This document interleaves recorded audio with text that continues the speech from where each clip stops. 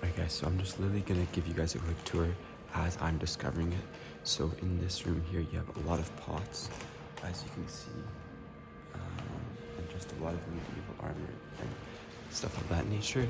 The next room is a bunch of silverware. So check it out. Boom, a bunch of silverware, even against the wall there. So it's really cool. I wish I had more time to discover this, and then I could give you guys even better insights as well, but unfortunately I do not. So check this out. Against the wall you have a bunch of very ornate and tiny type of decorations. So it's really interesting. You can see from each room the theme changes drastically. So you had wooden, you had like a royal estate room at the Louis XV room, and then here you have like a Roman kind of pillar kind of style with some busts of Roman, or like, let's make sure this is Roman. I don't know, it says 90 to 120, like the year 90 to 120. Those ones are obviously Egyptian. And then you have more vases and pots, so this is very cool. Again, I got up here for free, so really big shout out to the staff here. This is the first time in Paris that somebody has been nice to me. Like literally, I hate Paris for that reason. Maybe that's a strong word, but literally it's just like everybody here is so unpleasant, but for the first time there were some people that were nice to me, so I really can't complain. So that's kind of it for this room. I'm really just rambling on, but I'm gonna show you guys if there's anything else. Alright guys, the next room, I can't go inside because it says here it's in French, but basically it's only for researchers that have access to this room.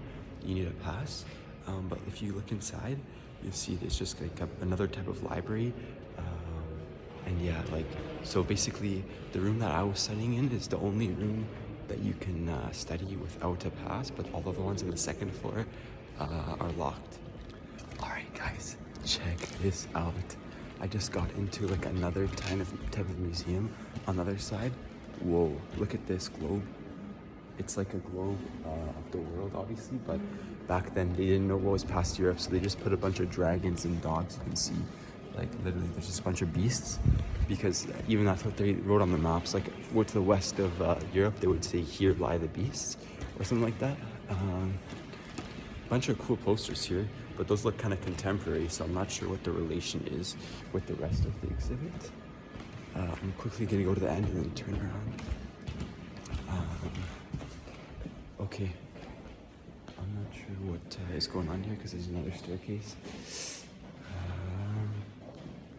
Okay, there's another room here.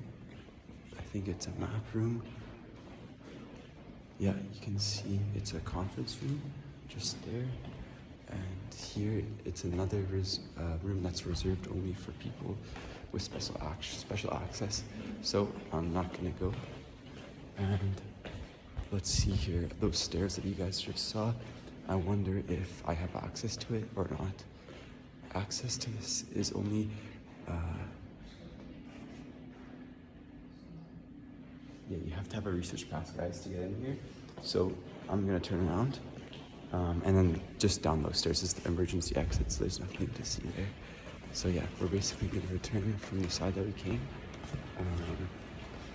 Look at this. Looks like something Mary Antoinette would have worn. It was made by somebody with the name of Jean Hugo. But yeah, look at the very, very sick ceiling that we have in this room. Like, that's so cool. I'm so lucky to have been able to come in this exhibit, honestly. I'm gonna pass through this cool cube thing. That is, watch this, check this out. Hey, okay, so I'm passing through that. And yeah, a bunch of really thick and cool books there. I think these ones are the ones, yep, written by hand, so you can imagine how many years, or I don't know how long that would take to be written. And actually, yeah, it actually talks here about how before the printing press in the 15th century, that's how they did it, because the printing press was invented in 1492. Everybody knows that year, I think, honestly. A bunch of other gold decorated stuff. And in here, this is the last room that I just entered in quickly, but I never had the chance to look at. We have a bunch of other stuff. And this is one sec. There's something really cool here that I wanted to show you guys. Throne. Okay, I don't know what this is. Oh, it's a throne. Okay. you have a throne, but in French it's written trône. Okay, that's it for this, and I'm running to the station now. All right, guys, so I'm not sure if you would have remembered, but in one of the prior Paris vlogs, I actually was here, but I wasn't inside, so I was actually at those doors stuck because I couldn't get in, or I just didn't want to get in. Because I didn't want to have to like show them my backpack and everything. But yeah, all of the libraries have palm trees. I'm not sure what the palm tree theme is going on with the libraries, but that's just kind of how they work, I guess. So yeah, I'm about to exit. I think I just go through the door. And then, yeah, so that was it for the library. I kind of turned a failed trip into a good one, so happy about that one. All right, guys, quick update, 12 minutes until my train leaves. I have to go about 2 kilometers, so on my run. But I wanted to show you guys quickly. This is the Grand Bourse. So I think it's kind of like the stock exchange. Obviously, nothing compares to New York Stock Exchange.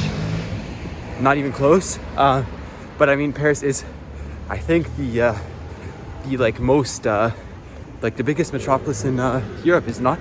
Anyways, correct me if I'm wrong in the comments.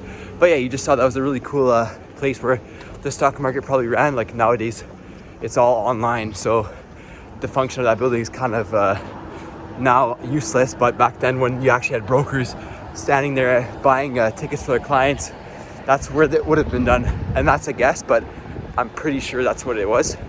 You guys can search up the Bourse in Paris and you'll probably find the answer. All right, guys, you might be wondering why I'm not in the train. That's because I missed it. So just let that sink in for a bit. Basically, I thought it was 7:56, but it was 7:52. And I would have been there on time if it was 7:56, but it wasn't. It was 4 minutes earlier. I even double checked the time of the train once to make sure. Well, I clearly did not make sure because I missed the train. So I'll be taking the train at 10:25.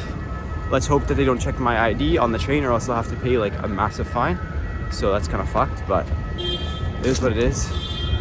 I'm gonna try to do something productive. I still had a lot of stuff to do on my laptop, so like. But like I won't be able to eat, so fuck. I'll have to just eat my oranges and baguette, which is what I have right now. All right, guys, I just woke up. It's the next morning at 7 a.m. I literally slept at 1 a.m., so I don't know how I woke up at this time, but hopefully you can tell that I'm at my house, which is good. Yeah, I took the 10 p.m. train, and luckily they didn't check my ticket, and now I know for the rest of my stay, and probably for the rest of my life, to always bring my passport wherever I go outside of Canada. So yeah, that's the lesson learned. I don't know how I keep on missing these trains still, but next week I'm gonna plan my trip in advance so that I know the entire itinerary and I can plan accordingly. So see you then.